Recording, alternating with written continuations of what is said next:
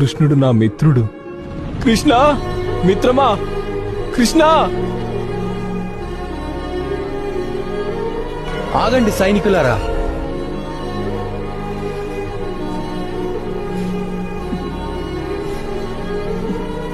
ప్రాణ స్నేహితుడు ఇతనే నా సుధామ. ఇకపై తను ద్వారకలో ఎక్కడికి వెళ్లాలన్నా ఎవ్వరూ ఆపకూడదు. రా, సింహాసనం మీద కూర్చో. లేదు మిత్రమా, లేదు. రా సుధామ.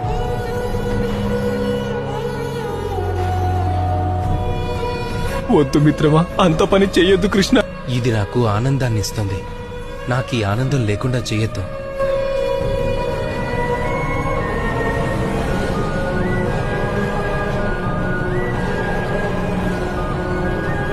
అన్నట్టు మిత్రమా, నువ్వు వచ్చావంటే ఉత్త చేతులతో అయితే వచ్చుండవు కదా. చెప్పు, ఏం తీసుకొచ్చావో. ఇంట్లో కేవలం పిడికెడు అటుకులు మాత్రమే మిగిలాయి. అవే తీసుకొచ్చాను మిత్రమా. అద్భుతం. నాకు ఈ విందు భోజనాలేవి ఆకలి తీర్చవు సుధామా.